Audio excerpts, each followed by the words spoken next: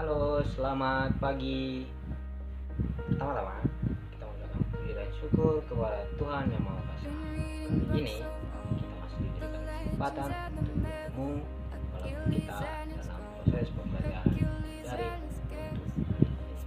Oke, untuk kali ini kita akan membahas yaitu melanjutkan pembelajaran kita di hari-hari sebelumnya itu mengenai MPLS yang dibuat dari sekolah yaitu masa pengenalan lingkungan sekolah. Dan materi kali ini kita akan membahas yaitu mengenai tata krama siswa. Ada 3. Yang pertama, tata krama siswa dengan teman sebaya. Kedua, tata krama dengan orang tua. Dan terakhir adalah tata krama dengan. Oke, kita masuk kepada pengertian tata krama. Tata krama atau adat sopan santun atau yang biasa disebut etiket merupakan bagian dalam hidup individu agar dapat diterima secara sosial di lingkungan masyarakat. Individu diajarkan 3 kata kunci yang harus diterapkan ketika bersosialisasi, yaitu tolong, maaf, dan terima kasih. Kata-kata tersebut penting untuk diucapkan setiap kali individu menginginkan bantuan dari orang lain. Jadi kata-kata tersebut yang merupakan kata kunci tadi itulah yang menjadi yang sering kita gunakan dalam kehidupan kita sehari-hari di dalam lingkungan sosial masyarakat. Oke, kita lanjut materi kita dalam tata krama. Pembiasaan kata-kata seperti tolong, maaf, dan terima kasih ketika meminta bantuan dari orang lain berarti individu tersebut sudah memiliki tata krama. Tata krama sendiri merupakan kebiasaan yang dilakukan antar individu dalam kehidupan sehari-hari pada saat bergaul dengan teman sebaya atau lingkungan sekitar. Kebiasaan ini merupakan suatu aksi dan reaksi yang ditunjukkan individu. Latihan yang dilakukan terus-menerus oleh individu seperti makan dengan tangan kanan, mengucapkan salam jika bertemu dengan saudara, berpakaian yang sopan dan rapi ketika keluar rumah, dan menerima tamu dengan hormat ketika berkunjung keluar rumah akan menjadi kebiasaan tersendiri. Kebiasaan tersebut dilakukan individu tanpa harus bertanya pada diri sendiri, mengapa dia harus melakukan tindakan tersebut. Tindakan tersebut dilakukan secara spontan karena individu telah memahami tindakan apa yang harus dilakukan. Tata krama bukan hanya dilakukan ketika individu berada di dalam rumah, melainkan juga dilakukan pada saat di luar rumah. Individu yang mampu menerapkan tata krama baik di dalam maupun di luar akan dihormati oleh orang lain. Hal tersebut disebabkan individu mampu menampilkan sifat yang terpuji. Berdasarkan pernyataan di atas, dapat dinyatakan bahwa tata krama merupakan kebiasaan yang ditampilkan individu dalam kehidupan sehari-hari, dan kebiasaan tersebut merupakan suatu kesepakatan bersama dengan lingkungan masyarakat. Nah, kali ini anak-anak kami tentunya sudah paham ya mengenai pengertian dari tata krama tadi, apa-apa saja tadi di dalamnya.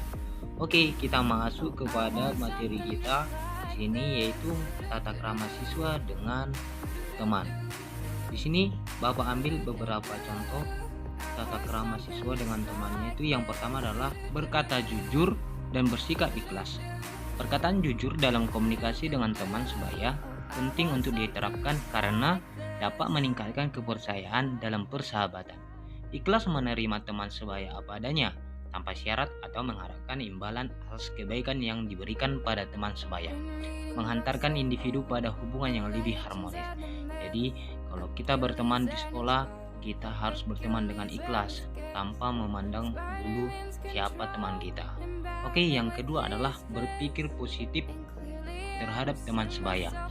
Berpikir positif dimaksud tidak berburuk sangka kepada teman sebaya. Kadang di sini kita arahkan kepada kaitkan kepada sahabat kita. Kita memiliki sahabat di sekolah ataupun kita memiliki teman. Kita harus berpikir positif terhadap teman sebaya kita tanpa harus memikirkan mungkin dia tidak berniat baik berteman dengan saya atau semalah sebaliknya. Oke, di sini yang ketiga adalah menasihati satu sama lain.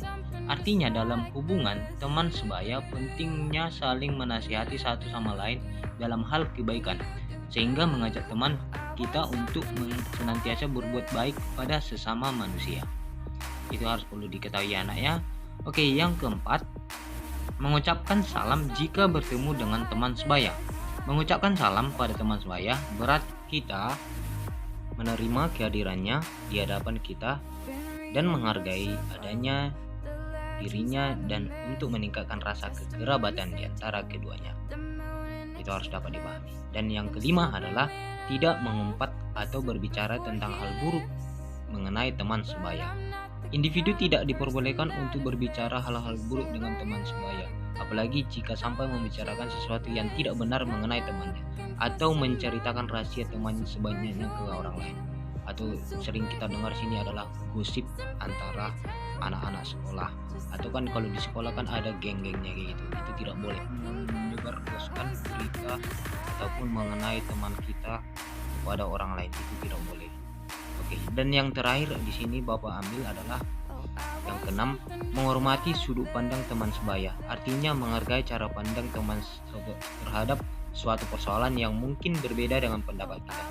Disinilah dikatakan bahwasanya kita tidak hanya mementingkan diri sendiri, ataupun kita tidak hanya bisa mementingkan pendapat kita.